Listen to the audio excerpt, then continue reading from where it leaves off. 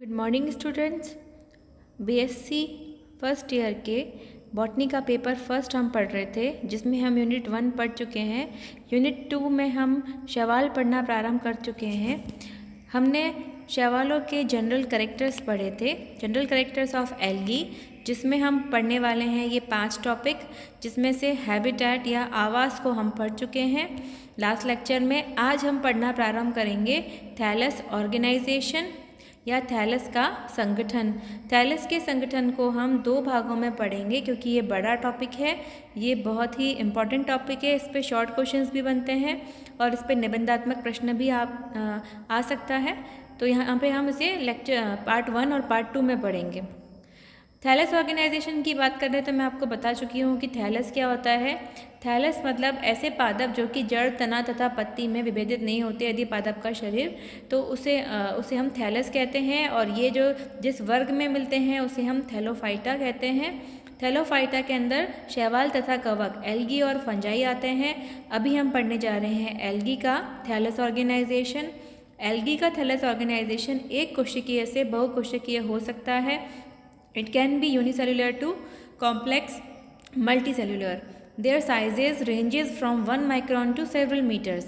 इनकी जो साइज़ होती है, इनका परिमाप होता है, वह 1 माइक्रोन से लेके कई मीटर्स तक भी हो सकता है। तो इसे आपको कुछ शैवाल ऐसी होती है जो माइक्रोस्कोप के बिना नज़र नहीं आती, और कुछ शैवाल बहुत ही विशाल होती है। On the basis of thallus organization, algae are divided into the following 5 groups. Thallus organisation के आधार पर शैवालों को 5 समूहों में बांटा गया है, जिसमें से पहला है यूनिसेलुलर फॉर्म, एक कोशिकीय फॉर्म, दूसरा है कॉलोनियल फॉर्म, तीसरा है फिलामेंटस फॉर्म, चौथा है साइफोनस फॉर्म और पांचवा है पैरेनकाइमेटस फॉर्म।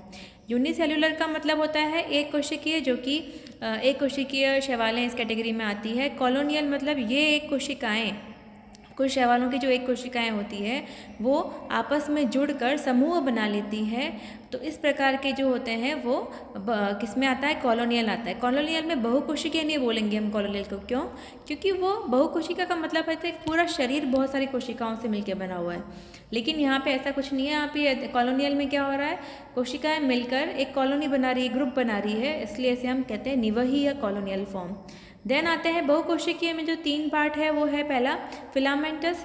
फिलामेंटस में हम पढ़ेंगे जिसमें तंतुनुमा शैवाल होते हैं। यदि कोशिका का विभाजन केवल अनुप्रस्थ होता है, अनुदैर्ध्य नहीं होता है, तो फिलामेंटस फॉर्म्स बनती है।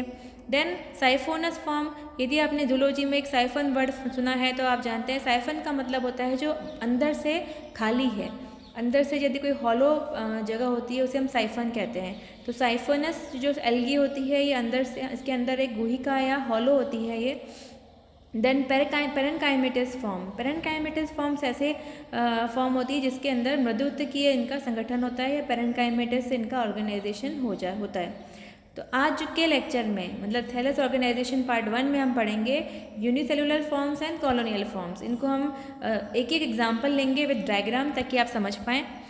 पहला है यूनिसेलुलर फॉर्म। नाम बता रहा है कि ये ऐसे शैवाल होते हैं जो कि एक कोशिकीय होते हैं। इसमें एक इम्पॉर्टेंट चीज़ है कि कैरोफाइसी और फियोफाइसी ग्रुप को छोड़ के, जो ये दोनों फैमिलीज़ है शैवालों की, तो कैरोफाइसी और फियोफाइसी को छोड़ के बाकी सब जितने भी एल्गी के ग्रुप्स है उसमें यूनिसेलुलर फॉर्म्स पाई जाती है। इसका मतलब ये हुआ कि कैरोफाइसी और फियोफाइसी के सभी सदस्य क्या हैं, मल्टी सेलुलर या बहुकोशिकीय होते हैं।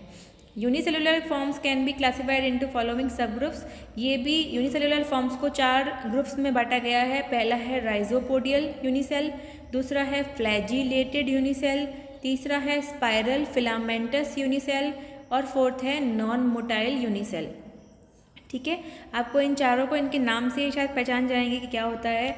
सबसे पहले अगर हम देखें राइजोपोडियल यूनिसेल, तो आपने अगर अमीबा पढ़ा है तो आप जानते हैं कि उसमें राइजोपोडिया पाए जाते हैं।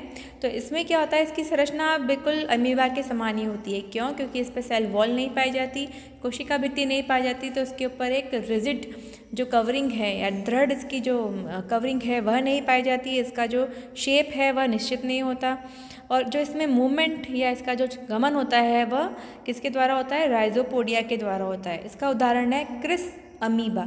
देखिए अमीबा इसमें नाम आ रहा है, chrysamoeba as a algae, जबकि अमीबा क्या है, अमीबा एज अ प्रोटोजोआ। तो यह आएगा क्रिस अमीबा। क्रिस अमीबा का अगर हम डायग्राम देखें तो आप देख पा रहे हैं, ये है यूनिट जो फिगर नंबर 1 है वो है क्रिस अमीबा। ये देखिए ये है क्रिस अमीबा। अगर हम नेक्स्ट लें फ्लैजिलेटेड यूनिसेल, मतलब ऐसी एक कोशिकाएं जिसके ऊपर कशाबिका या फ्लैजिला पाई जाती है तो उसे हम कहते हैं फ्लैजिलेटेड यूनिसेल। ये भी लगभग सभी शैवालों के वर्ग में पाई जाती है। केवल साइनोफाइसी जो हम नीलहरित शैवाल पढ़ चुके हैं, फियोफाइसी और रोडोफाइसी, इन तीनों में फ्लैजिला किसी भी कोशिका में नहीं पाया जाता। ठीक है, साइनोफाइसी, फियोफाइसी और रोडोफाइसी में फ्लैजिला नहीं पाया जाता। इसका उदाहरण है क्लेमाइडोमोनास। आप देख पा रहे हैं जो सेकंड फिगर 2 है वो है क्लेमाइडोमोनास का। इसके ऊपर आपको 2 कशाबिकाएं नजर आ रही जिसको फ्लैजिलम लिखा गया है, तो ये है फ्लैजिलेटेड यूनिसेल। नेक्स्ट हम आ रहे हैं स्पाइरल फिलामेंटस यूनिसेल। अगर आपने ब्लू ग्रीन एल्गी पढ़ी है, मैंने प्रीवियस लेक्चर में पढ़ाया है, तो वहाँ पे आपने स्पाइरुलाइना पढ़ा था। स्पाइरुलाइना जो होता है वह एक कोशिकीय होता है, लेकिन उसमें उसका जो संरचना होती है वह स्पाइरल के समान या स्प्रिंग के समान होती है उसके ऊपर, तो उसे कुंडली के समान होती है। उसे हम कहते हैं spiral filamentous unicell. Then non motile cell, इसका नाम बता रहा है, नॉन मतलब नहीं, मोटाइल मतलब चल। ऐसी कोशिकाएं जो चल नहीं सकती, आवागमन नहीं कर सकती, मतलब इसमें फ्लैजिला भी नहीं पाया जाता, राइजोपोडिया भी नहीं पाया जाता और किसी भी प्रकार का मूवमेंट नहीं पाया जाता, उसे कहते हैं नॉन मोटाइल यूनिसेल। इसका उदाहरण है क्लोरेला। क्लोरेला का नाम आपने ज़रूर सुना होगा। हम स्पेस के बारे में पढ़ते हैं तो हम देखते हैं कि स्पेस में जो शैवाल खाई जाती है उसे हम क्लोरेला, आपने पढ़ा होगा, जीके में क्वेश्चन बनता है इसका। तो यहाँ पे हम देख रहे हैं कि नॉन मोटाइल यूनिसेल में क्लोरेला नंबर 1 जो डायग्राम दे रखा है वो है क्लोरेला का। ये आप देख रहे हैं, दिस इज क्लोरेला, बहुत सिंपल है। दूसरा है कॉस्मेरियम और तीसरा है पिन्यूलेरिया जो कि बेसिलेरियोफाइसी का है। तो यहाँ पे हम देख रहे हैं कि ये सभी यूनिसेल्स है। देन तो हमने क्या पढ़ा अभी तक? हमने पढ़ा है कि यूनिसेलुलर फॉर्म्स। अब सेकंड पे हम आ रहे हैं कॉलोनियल फॉर्म्स।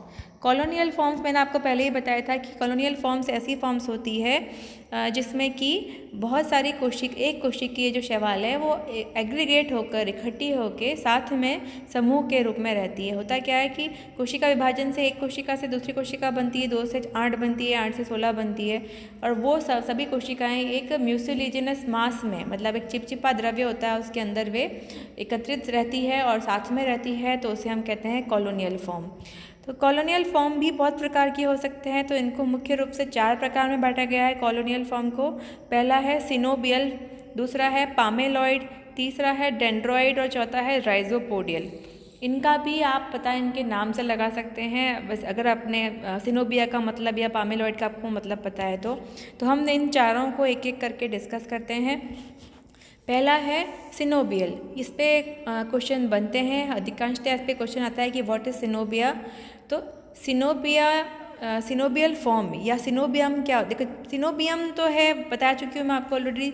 सिनोबियम का मतलब होता है एक वचन या एक कॉलोनी, और सिनोबिया का मतलब होता है बहुवचन या बहुत सारी कॉलोनी। तो a colony with definite shape is called coenobium.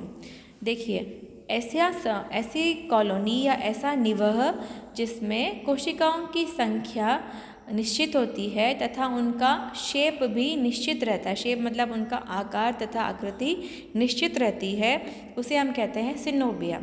कि जैसे अगर इसका मेन एग्जांपल है वॉलवॉक्स। सिनोबिया में भी क्या 2 प्रकार हो सकते हैं कि मोटाइल सिनोबिया, मतलब ऐसी कॉलोनी जो चल सकती है।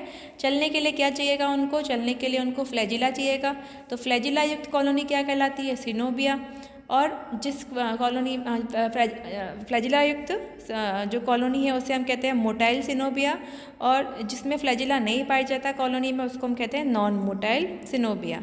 तो क्या याद करना है आपको? पहली चीज़ कि इस कॉलोनी का शेप जो है, आकार है, वह निश्चित रहता है क्योंकि कोशिकाओं की संख्या और आकृति निश्चित रहती है। अब इसके दोनों उदाहरण को हम देख लेते हैं। मोटाइल सिनोबिया मतलब जिसमें फ्लैजिला पाई जाएगी। पहला डायग्राम दिख रहे हैं वॉलवॉक्स, बहुत सबसे इंपॉर्टेंट एग्जांपल है वॉलवॉक्स, जिसमें आपको फ्लैजिला नज़र आ रहे हैं। It is example of motile coenobia, मतलब चल गतिमान सिनोबिया का यह एग्जाम्पल है। दूसरा एग्जाम्पल है हाइड्रोडिक्टियन। यह है नॉन मोटाइल सिनोबिया, इसमें किसी भी प्रकार के फ्लैजिला नहीं पाए जाते, कशाभिकाएँ नहीं पाई जाती। तो ये है एग्जाम्पल नॉन मोटाइल सिनोबिया का। आप देख रहे हैं हाइड्रोडिक्टियन में जो आपको आयताकार कोशिकाएं आपस में जुड़ के एक जालीनुमा संरचना बनाती है, जिसे हम कहते हैं सिनोबिया ऑफ हाइड्रोडिक्टियन। तो ये बात हुई सिनोबिया की। नेक्स्ट है पामेलॉइड कॉलोनी। पामेलॉइड कॉलोनी सिनोबिया से अलग इस प्रकार से है क्योंकि सिनोबिया में सबसे मेन क्या चीज़ की थी कि उसमें उसकी आकृति निश्चित रहती है। यहाँ पे पामेलॉइड कॉलोनी में कोशिकाओं की संख्या, शेप या साइज, आकार या आकृति कुछ भी निश्चित नहीं होता। ये किसी भी आकृति की हो सकती है, इसमें कोशिकाओं की संख्या भी अनिश्चित होती है। तो इस प्रकार की कॉलोनी क्या कहलाती है? पामेलॉइड कॉलोनी। और ये परमानेंट भी हो सकती है और टेम्पररी भी हो सकती है। तो इस प्रकार से हम इसको उदाहरण ले लेते हैं। ये पामेलॉइड कॉलोनी का उदाहरण है टेट्रास्पोरा। टेट्रास्पोरा आप देख रहे हैं कि इसमें टेट्रास्पोरा की जो कुछ कोशिकाएं हैं वो भी एक म्यूसिलिजिनस मैट्रिक्स में रैंडमली या अनिश्चित रूप से व्यवस्थित हैं और एक कॉलोनी का निर्माण कर रही हैं। तो ये उदाहरण आप देंगे किसमें? पामेलॉइड कॉलोनी में। देन है डेंड्रॉइड कॉलोनी। डेंड्रॉइड कॉलोनी के अंदर इसका नाम जहाँ पे भी डेंड्रो वर्ड आता है आप समझ जाइए कि पेड़। डेंड्रॉइड कॉलोनी मतलब इसकी जो आकृति होगी, जो इसका आकार होगा वह पेड़ के समान होगा। Here colony looks like a microscopic tree. एक सूक्ष्म पेड़ के समान नजर आती है कॉलोनी। और इसमें भी जिस प्रकार से पामेलॉइड कॉलोनी में कोशिकाओं की संख्या, आकार और आकृति निश्चित नहीं होती, तो डेंड्रॉइड कॉलोनी में भी कोशिकाओं की संख्या, आकार और आकृति निश्चित नहीं होती। यहाँ पे इसका कारण क्या है कि अगर हम पूछें कि यदि पामेलॉइड कॉलोनी और डेंड्रॉइड कॉलोनी में क्या अंतर है, क्योंकि दोनों में एक तो समानता है कि दोनों में कोशिकाओं की संख्या, आकार, आकृति निश्चित नहीं होती। तो अंतर यह है कि म्यूसिलेज का होता क्या है। पामेलॉइड कॉलोनी में म्यूसिलेज जो होता है वो चारों तरफ उत्पन्न होता है, हर तरफ से, तो उसमें किसी प्रकार की ध्रुवीयता या पोलैरिटी नहीं आती। जबकि जो डेंड्रॉइड कॉलोनी होती है इसमें म्यूसिलेज केवल कॉलोनी के आधार पर या बेस पे उत्पन्न होता है। इस कारण जो संरचना होती है वह पेड़ के समान नजर आती है। ये आप देखिए, it is a dendroid colony, जिसका उदाहरण बता रहे हैं हम प्रेसिनोक्लेडस एंड मिस्कोकोकस। तो ये है प्रेसिनोक्लेडस एंड मिस्कोकोकस का डायग्राम। ये है dendroid forms of algae. Next हम आ रहे हैं राइजोपोडियल फॉर्म्स। राइजोपोडियल फॉर्म्स जो हम ऑलरेडी यूनिसेलुलर में पढ़ चुके हैं कि राइजोपोडिया युक्त जो कोशिकाएं होती हैं उसे हम राइजोपोडियल कोशिका कहते हैं। अगर कॉलोनी की बात करें तो वही जो राइजोपोडिया युक्त कोशिकाएं हैं, यदि वो समूह में पाई जाती है तो इसे हम कहते हैं राइजोपोडियल फॉर्म्स। राइजोपोडियल फॉर्म्स के अंदर क्या होता है कि सभी जो इनके राइजोपोडिया होते हैं उसके द्वारा कनेक्टेड रहती है कोशिकाएँ और आपस में जुड़ी रहती है। So variable number of amoeboid cells formed together by cytoplasmic projections give the shape of roots or rhizoids. Example है क्राइसीडाइएस्ट्रम। अब आप इस डायग्राम द्वारा समझिए क्या होता है। देखिए, ये सिंगल जो हमने पढ़ी थी वो तो आपने क्रिस अमीबा पढ़ा था, यूनिसेल को तो, लेकिन क्राइसीडाइएस्ट्रम में क्या होता है, बहुत सारे जैसे क्रिस अमीबा आपस में जुड़ गए हैं, ऐसा फील हो रहा है आपको।